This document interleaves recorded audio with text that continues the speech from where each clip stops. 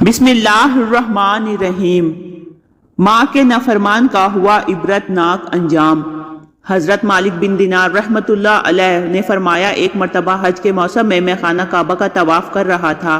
حاجیوں اور عمرہ کرنے والوں کی اتنی کثرت تھی کہ انہیں دیکھ کر تعجب ہوتا تھا۔ میرے دل میں یہ خواہش تھی کہ کاش کسی طرح مجھے معلوم ہو جائے کہ ان لوگوں میں سے اللہ کی بارگاہ میں کون مقبول ہے، تاکہ میں اس کو مبارکباد دوں، اور جس کے بارے میں معلوم ہو جائے کہ یہ مردود ہے اور اللہ کی بارگاہ میں اس کا حج قبول نہیں، تو اس کو نیکی کی دعوت دوں اور اس کے لیے دعا کروں۔ جب رات کو میں سویا تو خواب میں کسی کہنے والے نے کہا، اے مالک بن دینار، تو حاجیوں اور عمرہ کرنے والوں کے بارے میں فکر مند ہے تو سن، اس مرتبہ اللہ نے ہر چھوٹے بڑے، مرد و عورت، سفید و سیاہ رنگت والے، عربی اور اجمی، الغرض ہر حج اور عمرہ کرنے والوں کو بخش دیا ہے، لیکن ایک شخص کی مغفرت نہیں کی گئی۔ اللہ کا اس شخص پر بہت زیادہ غضب و غصہ ہے اور اللہ اس سے ناراض ہے، اس کا حج قبول نہیں کیا گیا بلکہ اس کے منہ پر مار دیا گیا ہے۔ حضرت مالک بن دینار رحمۃ اللہ علیہ فرماتے ہیں، اس خواب کے بعد میری جو حالت ہوئی اسے اللہ ہی بہتر جانتا ہے۔ میں نے یہ گمان کر لیا کہ وہ شخص شاید میں ہی ہوں اور اللہ مجھ سے ناراض ہے۔ میں بہت پریشان رہا، سارا دن اسی غم و فکر میں گزر گیا۔ پھر دوسری رات تھوڑی دیر کے لیے میری آنکھ لگی تو پھر مجھے اسی طرح کا خواب نظر آیا اور ایسی ہی غیبی آواز سنائی دی۔ پھر کہا گیا، اے مالک بن دینار، تو وہ نہیں جس کا ذکر کیا جا رہا ہے، بلکہ وہ خراسان کا ایک شخص ہے جو بلخ شہر میں رہتا ہے۔ اس کا نام محمد بن عون ہارون بلخی ہے۔ اللہ اس سے شدید ناراض ہے، اس کا حج قبول نہیں اور اس کے منہ پر مار دیا گیا ہے۔ حضرت مالک بن دینار رحمۃ اللہ علیہ فرماتے ہیں، میں صبح خراسان سے آئے ہوئے حاجیوں کے قافلے میں گیا، انہیں سلام کیا اور ان سے پوچھا، کیا تم میں بلخ شہر کے حجاج موجود ہیں؟ انہوں نے کہا، ہاں، ہم میں بلخ کے کئی حاجی موجود ہیں۔ میں نے پھر پوچھا، کیا تم میں کوئی محمد بن ہارون بلخی ہے؟ انہوں نے کہا، مرحبا، اس نیک شخص کو کون نہیں جانتا، اس سے بڑھ کر عابد و زاہد پورے خراسان میں کوئی نہیں۔ حضرت مالک بن دینار رحمۃ اللہ علیہ فرماتے ہیں کہ مجھے ان لوگوں کی زبانی اس کی تعریف سن کر بڑا تعجب ہوا، کیونکہ خواب میں معاملہ اس کے برعکس تھا۔ بہرحال میں نے ان سے پوچھا، اس وقت وہ کہاں ہوگا؟ لوگوں نے کہا، وہ 40 سال سے مسلسل روزے رکھ رہا ہے اور ساری رات عبادت میں گزار دیتا ہے۔ اگر تم اسے تلاش کرنا چاہتے ہو تو مکہ مکرمہ کے کسی ٹوٹے پھوٹے مکان میں تلاش کرو، وہ ایسی ہی جگہوں میں قیام کرتا ہے۔ ان لوگوں سے یہ معلومات حاصل کرنے کے بعد میں مکہ شریف کے ویرانوں علاقوں کی طرف گیا اور اس شخص کو ڈھونڈنے لگا۔ بالآخر ایک دیوار کے پیچھے میں نے اس شخص کو دیکھا۔ میں نے جان لیا کہ یہی ابن ہارون ہے۔ اس کی حالت یہ تھی کہ اس کا سیدھا ہاتھ کٹا ہوا تھا اور اس ہاتھ کی ہڈی میں سوراخ کر کے زنجیر ڈال دی گئی تھی۔ ابن ہارون نے اپنے کٹے ہوئے ہاتھ کو زنجیر کی مدد سے گردن سے لٹکایا ہوا تھا۔ اسی طرح اس نے اپنے قدموں میں بھی بیڑیاں ڈال رکھی تھی اور وہ مشغول عبادت تھا۔ جب اس نے میرے قدموں کی آہٹ سنی تو وہ میری طرف متوجہ ہوا اور کہنے لگا، اے اللہ کے بندے، تو کون ہے اور کہاں سے آیا ہے؟ میں نے کہا، میرا نام مالک بن دینار رحمت اللہ علیہ ہے اور میں بصرہ شہر کا رہنے والا ہوں۔ وہ کہنے لگا، اچھا، تم وہی مالک بن دینار رحمت اللہ علیہ ہو جن کی علمیت اور زہد و تقوی کے ڈنکے پورے عراق میں بج رہے ہیں؟ میں نے کہا، عالم تو اللہ کی ذات ہے اور زاہد و عابد حضرت عمر بن عبدالعزیز رحمت اللہ علیہ ہیں۔ وہ اگر چاہیں تو خوب عیش و عشرت سے زندگی گزار سکتے ہیں، لیکن بادشاہت کے باوجود انہوں نے زہد و تقوی اختیار کیا اور دنیا سے بے رغبتی ان کے اندر کم پائی جاتی ہے۔ ہمیں تو دنیاوی نعمتیں میسر ہی نہیں، اس لیے ان سے دور ہیں۔ اس نے مجھ سے کہا، اے مالک بن دینار رحمت اللہ علیہ، تم میرے پاس کس لیے آئے ہو؟ اگر تم میرے بارے میں کوئی خواب دیکھا ہے تو بیان کرو۔ میں نے کہا، مجھے تمہارے سامنے وہ خواب بیان کرتے ہوئے شرم محسوس ہو رہی ہے۔ تو وہ کہنے لگا، اے مالک بن دینار رحمت اللہ علیہ، تم نے جو خواب دیکھا ہے وہ بیان کرو اور مجھ سے شرم نہ کرو۔ حضرت مالک بن دینار فرماتے ہیں کہ بالآخر میں نے اسے اپنا خواب سنایا۔ خواب سن کر وہ کافی دیر تک روتا رہا، پھر کہنے لگا، اے مالک بن دینار رحمت اللہ علیہ، مسلسل 40 سال سے میرے بارے میں حج کے موقع پر اسی طرح کا خواب کسی نیک و زاہد بندے کو دکھایا جاتا ہے اور اسے بتایا جاتا ہے کہ میں جہنمی ہوں۔ حضرت مالک بن دینار فرماتے ہیں کہ یہ باتیں سن کر میں نے اس سے پوچھا، کیا تیرے اور اللہ عز و جل کے درمیان کوئی بہت بڑا گناہ حائل ہے؟ اس نے کہا، ہاں، میرا گناہ زمین و آسمان اور عرش و کرسی سے بھی بڑا ہے۔ میں نے کہا، مجھے تم اپنا وہ گناہ بتاؤ تاکہ میں لوگوں کو اس کے ارتکاب سے بچاؤں اور انہیں اس گناہ سے ڈراؤں جس کی سزا تم بھگت رہے ہو۔ تو وہ کہنے لگا، اے مالک بن دینار رحمت اللہ علیہ، میں شراب کا عادی تھا اور ہر وقت نشے میں مدہوش رہتا تھا۔ ایک مرتبہ میں اپنے ایک شرابی دوست کے پاس گیا، میں نے وہاں خوب شراب پی، پھر مجھے پر نشہ طاری ہونے لگا اور میری عقل پر پردہ پڑ گیا تو میں نشے کی حالت میں گرتا پڑتا اپنے گھر پہنچا اور دروازہ کھٹکھٹایا۔ میری بیوی نے دروازہ کھولا، میں گھر میں داخل ہوا تو میری والدہ تندور میں آگ جلا کر لکڑیاں ڈال رہی تھی اور اس میں خوب آگ بھڑک رہی تھی۔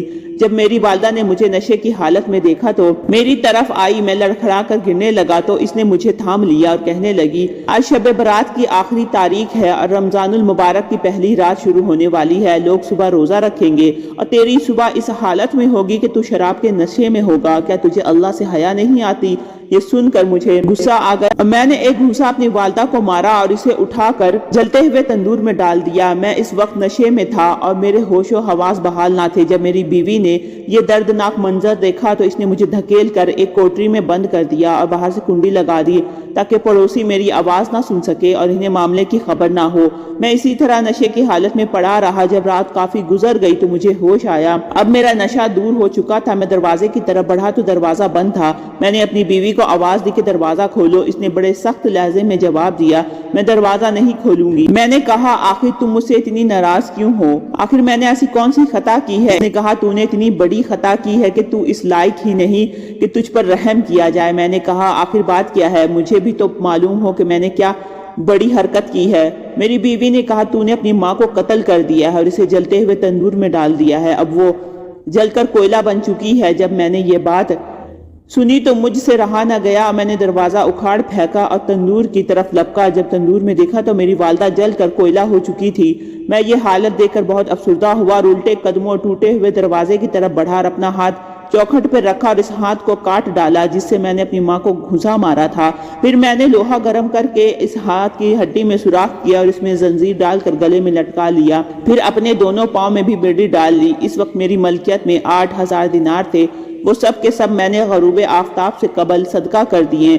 26 لونڈیاں اور 23 غلام آزاد کیے اور اپنی تمام جائیداد اللہ عز و جل کے نام پر وقف کر دی۔ اب مسلسل 40 سال سے میری یہ حالت ہے کہ دن میں روزہ رکھتا ہوں اور ساری رات اپنی پروردگار کی عبادت کرتا ہوں اور 40 دن کے بعد کھانا کھاتا ہوں۔ صرف افطاری کے وقت تھوڑا سا پانی اور کوئی معمولی سی چیز کھا لیتا ہوں۔ میں ہر سال حج کرنے آتا ہوں اور ہر سال کسی عالم و زاہد کو میرے متعلق ایسا ہی خواب دکھایا جاتا ہے جیسا کہ آپ کو دکھایا گیا ہے۔ یہ ہے میری ساری داستان، عبرت کا نشان۔ حضرت مالک بن دینار رحمۃ اللہ علیہ فرماتے ہیں کہ یہ سن کر میں نے اس کے چہرے کی طرف اپنا ہاتھ بڑھایا اور کہا، اے منحوس انسان، قریب ہے کہ جو آگ تجھ پر نازل ہونے والی ہے وہ ساری زمین کو جلا ڈالے۔ پھر میں وہاں سے ایک طرف ہو گیا اور ایک جگہ چھپ گیا تاکہ وہ مجھے دیکھ نہ سکے۔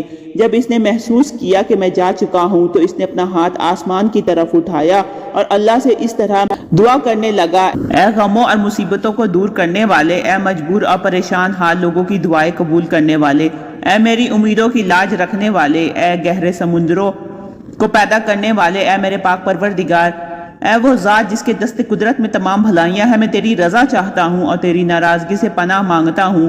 تو اپنے عفو و کرم کے صدقے مجھے عذاب سے محفوظ رکھ اور مجھے اپنی ناراضگی سے بچا۔ اے میرے پاک پروردگار، میں تیری تعریف نہیں کر سکتا، تو ایسا ہی ہے جیسا تو نے اپنی تعریف خود بیان فرمائی۔ اے میرے رحیم و کریم پروردگار، تو میری امیدوں کی لاج رکھ لے۔ بے شک میں تجھ سے تیری رحمت کا طالب ہوں، مجھے یقین ہے کہ تو میری دعا رد نہیں کرے گا، میں صرف تجھ سے ہی دعا کرتا ہوں۔ اے اللہ، موت سے پہلے مجھے اپنی رضا کا مرشد سنا دے اور مجھے اپنے عفو و کرم کی ایک جھلک دکھلا دے۔